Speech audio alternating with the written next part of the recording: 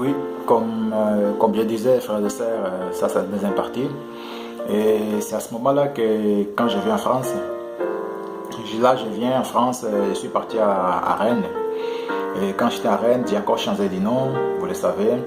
Et j'étais vraiment perdu dans le monde. Tout ce que je faisais, c'était que de voler, de mentir. Ma vie, c'était qu'un mensonge en fait. C'était ça ma vie. Et quand j'arrive à Rennes, c'est là que j'étais placé au foyer d'enfance. Quand j'étais au foyer, c'est là que quelques temps après, ils m'ont donné mon papier ici en France. Normalement, j'avais le droit d'avoir la nationalité parce que quand je suis arrivé en France, j'étais mineur. Mais voilà, il y a tellement de longues histoires à dire dans mon témoignage. Comment je dis que c'est long vraiment. Mais je vais raconter les choses hyper importantes. Et c'est à ce moment-là que non, un jour, j'ai marché à Rennes. Quand je marchais, j'ai senti comme si ils m'ont mis un coup d'aiguille en fait sur mon côte gauche, voilà. Et là, je me suis arrêté, j'avais mal, je me suis arrêté. J'ai dit, Seigneur, qu'est-ce que c'est? Alors, j'ai fait quoi? Je pars voir des médecins. Quand je vais voir le médecin, j'ai fait une radio. Ils n'ont pas vu ce que j'avais. Et la douleur, elle était toujours là. Mais moi, par contre, je partais toujours en boîte et tout ça. Et la même vie que je venais à voler et tout ça. Et un jour, j'ai fait une coopération avec des amis. Je leur volais leur argent. Alors, ils commençaient à me chercher pour me faire du mal.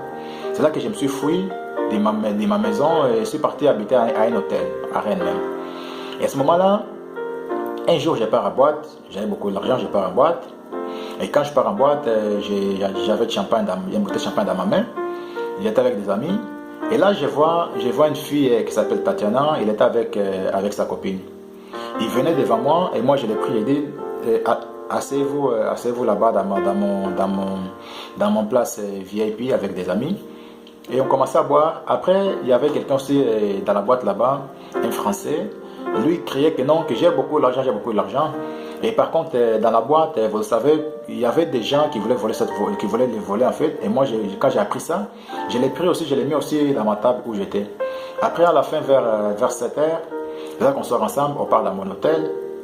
On est dans mon hôtel. Et c'est à ce moment-là que Tatana m'a dit, Claudio, tu m'as sauvé la vie. Moi, je lui ai dit, comment ça, j'ai sauvé la vie?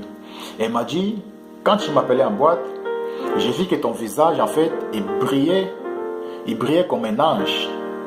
Et c'est à ce moment-là que c'était les jours que moi, je voulais me suicider. Moi, tout ça, je ne comprenais pas. Après, quelques temps après, quand j'ai rencontré le Seigneur, c'est là que j'ai compris que non, j'ai dit que non, gloire à Dieu, parce que vous savez que Dieu peut vous utiliser même dans le péché pour sauver quelqu'un. C'est ça que je dis aux gens toujours, ce n'est pas parce que Dieu t'utilise que tu penses que non, que Dieu te connaît. Parce que Dieu peut t'utiliser, mais toi, tu n'as pas de relation avec Dieu. Tu n'as pas d'intimité avec Jésus. C'est ça que beaucoup de gens se trompent en fait dans ce sujet-là. Et à ce moment-là, après quelques temps, cette copine-là, Tatiana, on a commencé à parler. Et après quelques temps, je tombe grave malade. Grave malade pendant 5 ans. Les médecins ne voyaient pas ce que j'avais.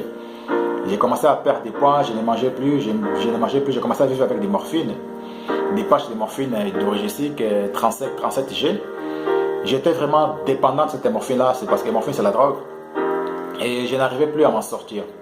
J'étais tellement maigre. Et les gens commençaient à dire, des amis, tous les amis que j'avais, je disais que non, c'était mes amis, ils m'ont tous abandonné. Je me suis retrouvé entre 4 murs, il n'y avait que moi et Dieu. Et à ce moment-là, que non, je me suis rendu compte vraiment que non, dans la vie qu'on vit, si ce n'est pas Jésus, on serait mort tous il y a longtemps. Car tu peux traverser des problèmes difficiles. Les gens qui te comptent, même ta famille peuvent t'abandonner dans des moments difficiles. Et c'est à ce moment-là que non, j'ai pleuré tous les jours, j'ai pleuré tous les jours parce que je n'avais plus de vie. Et c'est là que j'entre à l'hôpital. Quand j'entre à l'hôpital, c'était à Nancy. Et je suis parti faire un contrôle. Les médecins ont vu que non, que j'avais une masse au niveau de mon gros étincelle et vaisseau. Ils m'ont dit de faire une biopsie. Et c'est là que non, quand je fais biopsie, ils ont vu que non, c'était un sarcome maligne, un cancer rare. Et moi, j'ai dit, qu'est-ce qu'on doit faire? Ils m'ont dit, tu dois te faire opérer, mais par contre, tu as 20% de vie. Moi, je leur dis, on va le faire. Si je dois mourir, je partirai. Si je dois vivre, je vais vivre. Et c'est à ce moment-là que non, 2 mois après, ils m'appellent. Ils m'ont dit, Claudio, on ne peut rien faire pour toi parce que 20% c'est trop peu. Déjà, tu n'as pas de guérison. On ne peut rien faire pour toi. Et là, je commençais à entendre une voix qui me disait, suicide-toi parce que c'est fini pour toi.